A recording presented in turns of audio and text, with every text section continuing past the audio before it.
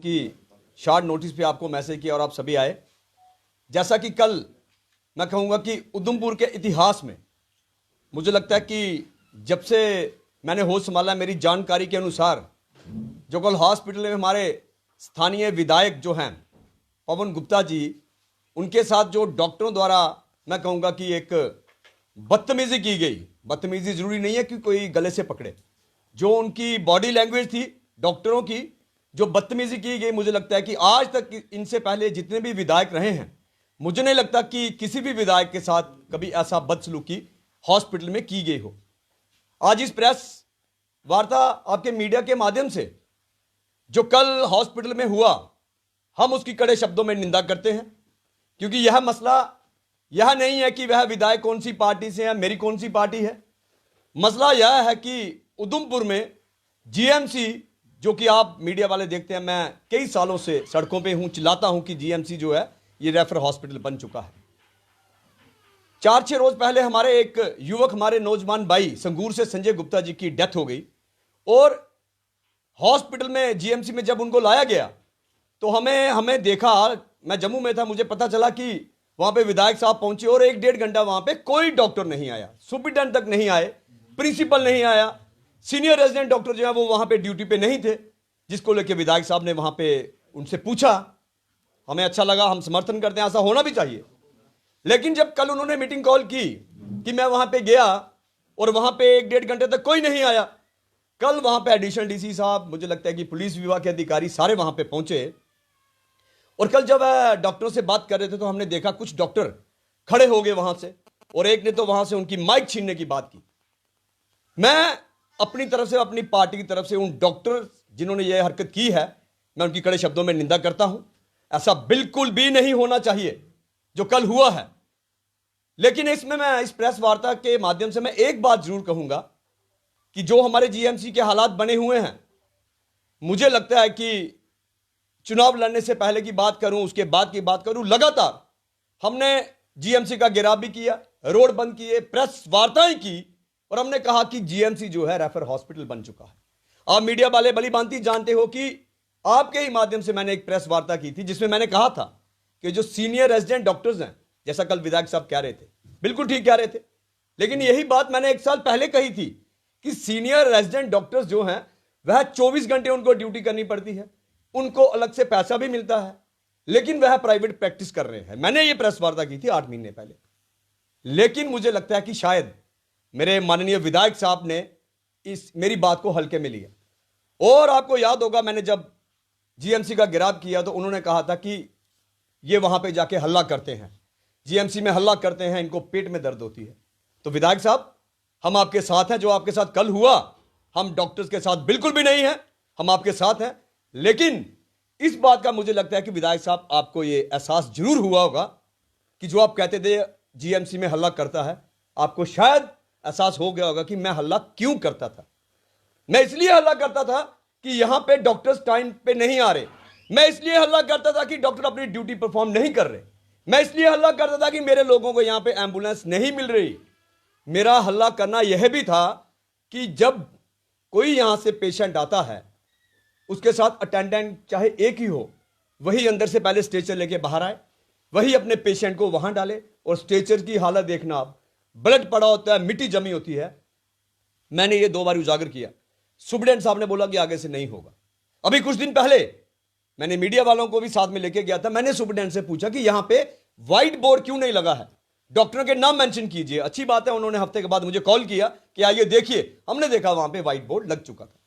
मेरे कहने का मतलब यह है, ये जो कल का वाकया हुआ, जैसे मैंने कहा कि मैं भी इसको लेके चलता था, और मैं इसमें कोई राजनीति नहीं करूंगा, लेकिन ये मैं जरूर दावे के साथ कह सकता हूं, ऐसा कभी अगर मेरे साथ हुआ होता तो विधायक साहब शायद मेरे फेवर में ना आते। उन्होंने कहना था कि अच्छा हुआ, इसके खिलाफ कार्रवाई करो, लेकिन मेरी ऐसी सोच नहीं है। पार्टी पॉलिटिक्स चलते रहेगी, चुनाव जब आएंगे हम मुद्दों पे लड़ाई भी करेंगे। लेकिन मैंने पहले कहा था कि विपक्ष की भूमिका निभाने के नाते मैं दूसरे नंबर पे आया हूं। मेरा ये फर्ज बनता है कि प्रशासन की तरफ से जहां भी कोई गलत हो रहा है, मैंने उसकी आवाज उठानी है। और मुझे लगता है कि विधायक साहब को यह सोचना चाहिए, जो कि मैंने जब घेराव किया था, मैंने सीनियर रेजिडेंट डॉक्टर के खिलाफ आवाज उठाई थी। शायद अगर पॉजिटिव तरीके से अगर सोचते कि अगर यहाँ पे जो विपक्ष का नेता है या अगर ये आवाज उठा रहा है, मुझे चेक करना है कि वाकई में यहाँ पे सीनियर रेजिडेंट डॉक्टर्स नहीं बैठ रहे, कि वाकई में यहाँ पे सीटी स्कैन की मशीन खराब है। मैंने हल्ला किया था और आज मैंने एक किसी निजी चैनल में देखा कि विधायक साहब कह रहे थे कि सीटी स्कैन बड़ी पुरानी हो चुकी है, नई आ चुकी है, कमरा बन रहा है। मुझे लगता है अभी तक तो जब से सीटी स्कैन नहीं आई है अभी तक तो मुझे लगता है कि एक कोठी बन सकती थी। तो मुझे आपको नहीं लगता कि कहीं ना कहीं डॉक्टर्स, चाहे वो कहीं किसी भी हॉस्पिटल के डॉक्टर्स जो है अब डॉक्टर्स नहीं रहे, एक उनकी गुंडागर्दी, एक मिली भगत जो उनकी हो चुकी है, डॉक्टर्स अब किसी भी चीज को मानने को तैयार नहीं है। चाहे अगर पहले एक वाक्य देखा जाए, एक विधायक ने आवाज उठाई तो उनके खिलाफ बड़ी कार्रवाई और पीएसएल लगा के अंदर कर दिया गया, अब फिर दोबारा एक विधायक के साथ इस तरह होना ये कहां तक सही है? देखिए, मैं वही कह रहा हूं कि जैसा कि आपने जो प्रश्न किया मैं उसी पे आ रहा हूं, लेकिन मैं बताना चाहता था कि सीटी स्कैन अगर बंद है, नहीं आ चुकी है, तो उसको इतनी देरी क्यों? लेकिन अच्छा, विधायक साहब आज कह रहे थे कि ठेकेदार जो लापरवाही कर रहा है। तो विधायक साहब, आप विधायक हैं, मुझे लगता है कि आपको जनता ने आपको ताकत दी है, प्रोटोकॉल है आपके पास। लोग समझते हैं अधिकारी कि इनको विधायक का डर ही नहीं है, लेकिन कोई बात नहीं विधायक साहब, हम सब आपके साथ खड़े हैं। जीएमसी का सुधार कराने के लिए अगर आप आगे आ रहे हो, जो कि मैं पिछले 3 सालों से लड़ाई लड़ रहा हूं, आप आगे आइए, हम आपके साथ हैं। और एक बात और, सीटी स्कैन के साथ साथ जैसे इन्होंने कहा एमआरआई, मैं कहूंगा कि अल्ट्रासाउंड के लिए मुझे लोग फोन करते हैं, अल्ट्रासाउंड के लिए 2-2 महीने की डेट डाली जाती है, अभी टाइम नहीं है, 2 महीने के बाद आइए। और आप यह देखिए, विधायक साहब कल बता रहे थे कि जब वह मीटिंग करने के उन्होंने डीएसपी को फोन किया, एसएचओ को फोन किया, उन्होंने एडिशनल डीसी भी उनके साथ थे। गुंडागर्दी, मैं कहूंगा कि एक मतलब कि डर ही नहीं है किसी विधायक का। आप देखिए कि पुलिस साथ, उनके पीएसओ साथ, और उसके बावजूद डॉक्टरों की हिम्मत देखिए कि एक चुने हुए विधायक से माइक छीनने का प्रयास किया उन्होंने ये भी कहा कि मेरी माइक छीनी नहीं गई है, मेरे साथ किसी भी तरीके की कोई बदसलूकी नहीं है। देखिए, जैसा आपने कहा, उन्होंने कहा कि मेरे से माइक नहीं छीनी गई, ये तो अगर विधायक साहब को लगता है, लेकिन मैंने कल मेरी चक में मीटिंग थी, जैसे ही रात को पहुंचा, मैंने सोशल मीडिया में जो देखा वहां तो सामने लग रहा है डॉक्टर पास आ रहा है। और इवन की उधमपुर की, मुझे लगता है कि सभी लोगों ने सोशल मीडिया में देख रहा था कि यह कहा कि डॉक्टरों ने बदतमीजी की है, हम इनके खिलाफ हैं। अगर विधायक साहब कह रहे हैं नहीं ऐसा हुआ है, तो मुझे लगता है कि जो उधमपुर के लोग उनकी सपोर्ट में कह रहे थे कि गलत किया है, डॉक्टर ने विधायक से बदतमीजी नहीं करनी चाहिए थी, उठ के ऐसे माइक नहीं छीननी चाहिए थी। लेकिन मैंने भी सुना विधायक साहब कह रहे हैं ऐसा कुछ नहीं हुआ है। अगर कुछ नहीं हुआ है तो विधायक साहब जाने, लेकिन जहां तक मैंने देखा है, जो सोशल मीडिया में देखा है, जिस डॉक्टर ने भी ये माइक छीनने की प्रयास किया है, मैं कहता हूं कि उन्होंने बाद में चाहे माफी भी मांगी हो, लेकिन समाज में एक गलत मैसेज गया है।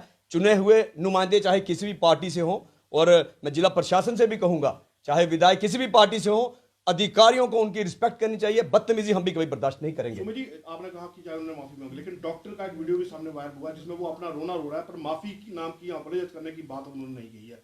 वो ये कह रहे हैं कि मैं पिछले कई सालों से, मेरी बीवी भी वहां डॉक्टर है, मैं भी यहाँ डॉक्टर हूँ, मैं अपने इसमें, इस तरह अगर देखा जाए तो एक कन्याकुमारी से फौजी उठकर जम्मू कश्मीर में आकर नौकरी करता है, तो इसका क्या मतलब है कि देखिए, फिर अगर इस तरह वो अपने परिवार को देखता रहेगा तो फिर देश की सुरक्षा कहां? देखिए, मैंने भी वो सुना, डॉक्टर अगर ये कह रहे हैं कि मेरी घर की परेशानी है, मेरी फैमिली वहां, मैं ड्यूटी दे रहा हूं, डॉक्टर कोई एहसान नहीं कर रहे। अगर ड्यूटी दे रहे हैं, अच्छा खासा पैकेज उनको मिल रहा है, अगर आपको लगता है कि वहां पे आपकी फैमिली आता है, नौकरी से रिजाइन कर दीजिए। अगर आपके पास अच्छी खासी सैलरी है तो अपनी फैमिली को यहां से अच्छा सा किराए पे मकान दीजिए। हमें ये डॉक्टरों की तरफ से एक्सक्यूज नहीं चाहिए। हमें जीएमसी में 24 घंटे जो सीनियर रेजिडेंट डॉक्टर्स हैं वो 24 घंटे चाहिए। जैसे विधायक साहब ने कहा, मैं तो पिछले कई सालों से चिल्ला रहा हूं, और आए दिन मैं हॉस्पिटल में दौरा भी करता हूं, और हम भी करेंगे। विधायक साहब, आप भी अपना काम कीजिए, हमारा भी एक जिम्मेवारी बनती है, सिर्फ आपकी अकेले की जिम्मेवारी नहीं है, आप भी कीजिए, हम भी करेंगे, ताकि मिलजुल के इस जीएमसी का सुधार करें। लेकिन आखिर में मैं एक बात जरूर कहूंगा कि अगर कल पुलिस, उनके पीएसओ साथ में थे, उनकी मौजूदगी में डॉक्टरों की अगर इतनी हिम्मत है, बदतमीजी कर सकते हैं, तो आप अंदाजा लगाइए कि दूर दराज गांव से जो बेचारे गरीब लोग आते हैं, मैं कहूंगा शहर के कोई अमीर लोग भी होंगे, वह जाते होंगे जिनकी कोई सुनवाई नहीं होगी। आप अंदाजा लगाइए कि डॉक्टरों का क्या रवैया होगा। कुछ डॉक्टर अच्छे भी हैं, जो जूनियर स्टाफ है वहां का, वह अच्छा काम कर रहा है जीएमसी का, लेकिन ये जो कुछ डॉक्टर ये सोचते हैं कि हम खुदा बन गए हैं, ये सोचते हैं कि हम किसी से बदतमीजी करेंगे। मैं आज इस प्रेस वार्ता के माध्यम से मैं जीएमसी के साथ साथ जिला एडमिनिस्ट्रेशन को, जितने भी यहां पे डिपार्टमेंट्स हैं, बताना चाहता हूं कि यह मत दिमाग में रखिए कि विधायक के खिलाफ हमने थोड़ा जोर से बोल के माफी मांग ली तो मसला हल हो गया। माफी मांग ली वो बात अलग रही, लेकिन यह दिमाग से गलतफहमी निकाल दीजिए कि जीएमसी में कोई गरीब, कोई लाचार, मजबूर कोई भी जाएगा, उसके साथ अगर बदतमीजी की गई तो मैं बता रहा हूं, इस बात तो शायद मसला थम गया है, अगली बार पूरा उधमपुर बंद की कॉल करके जीएमसी के खिलाफ जुलूस निकाला जाएगा। धन्यवाद।